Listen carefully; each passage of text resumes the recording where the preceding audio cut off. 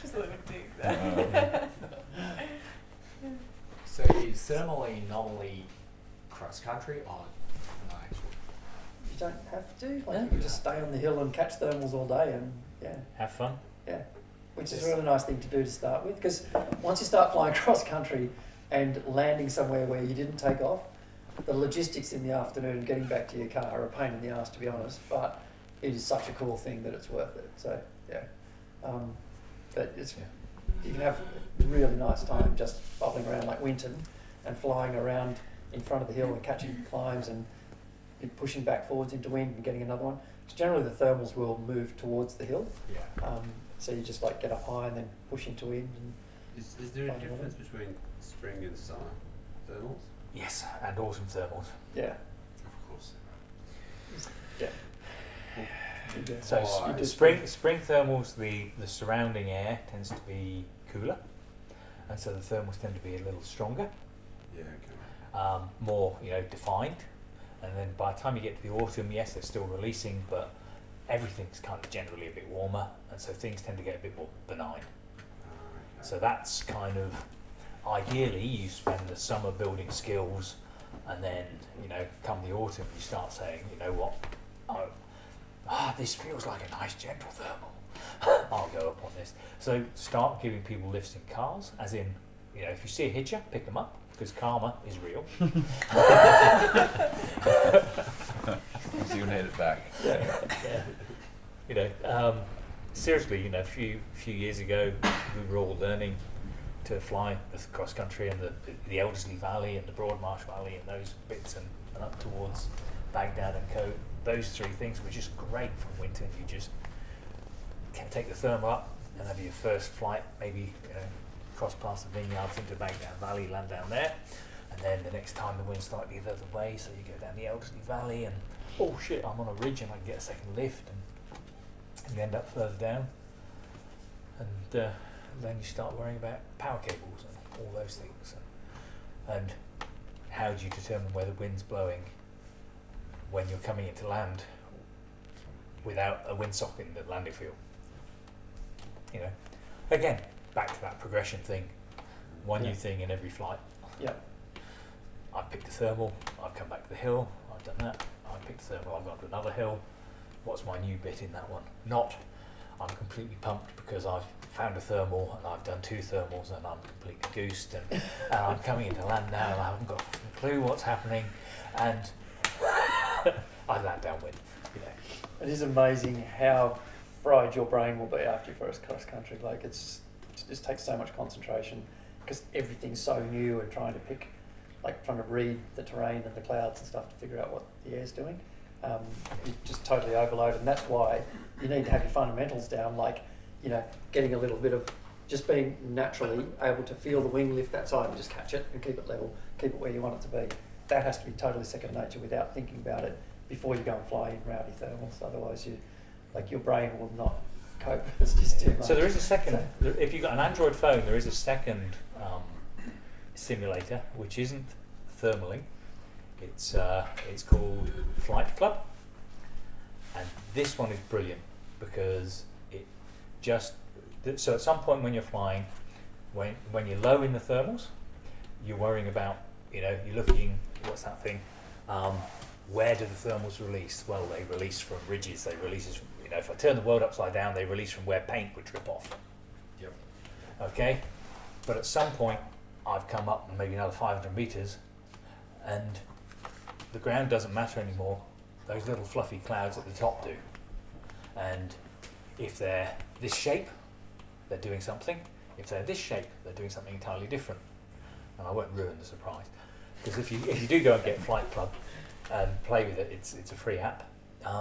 It just focuses on that part of cross country flying, of when is a thermal decaying based on the cloud, and what to look for in terms of the next cloud, the next thermal.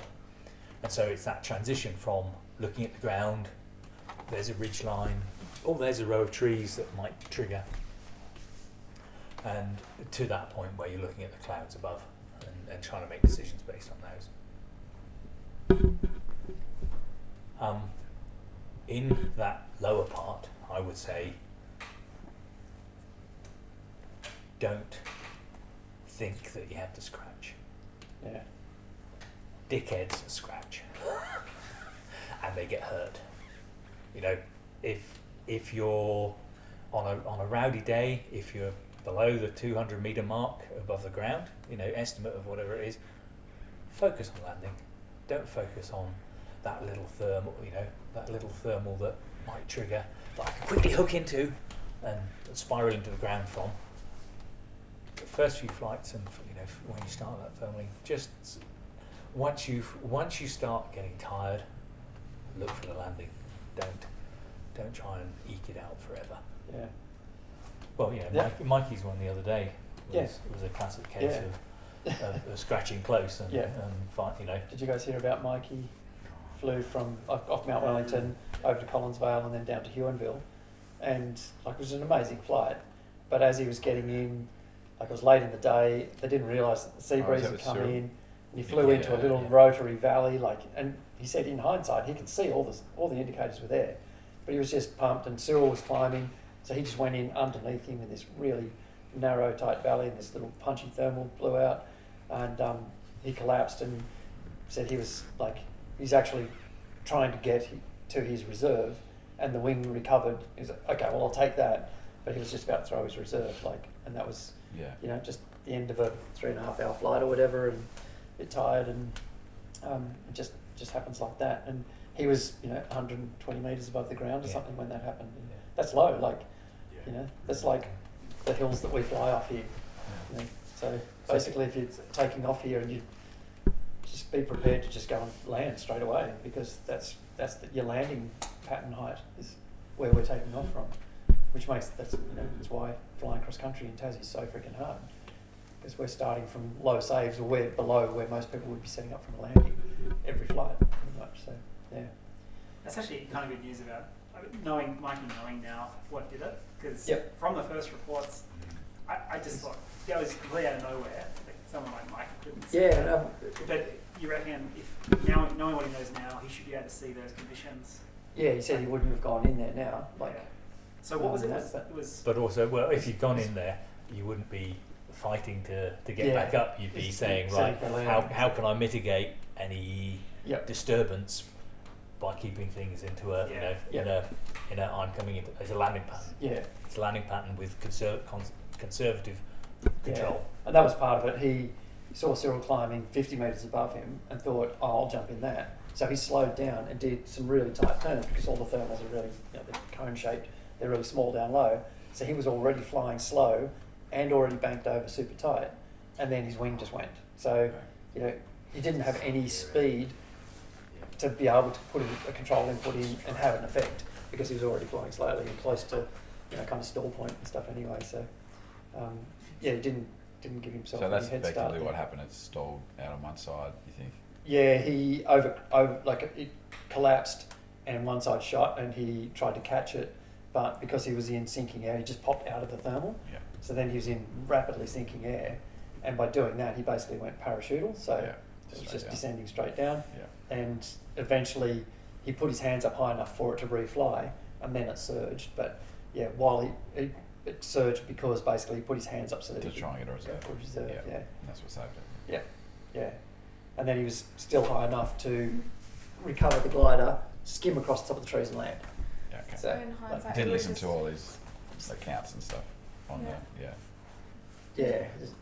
So he he spoke, like, talked it through and looked at his track log, and we got on Google Earth and looked around and said, oh yeah, like you could see the sea breeze was coming in here, and the skew T profile was really weird for that day as well. Like, So the sea breeze was coming in and going over like a hill or something. Yeah, And he was laying downwind. Yeah. In the sea breeze. It kind of turbulent pushed zone. up from two different directions, so it was possibly like in a messy area where it was coming up from Huonville and down from what's that saddle called? Vincent's Saddle.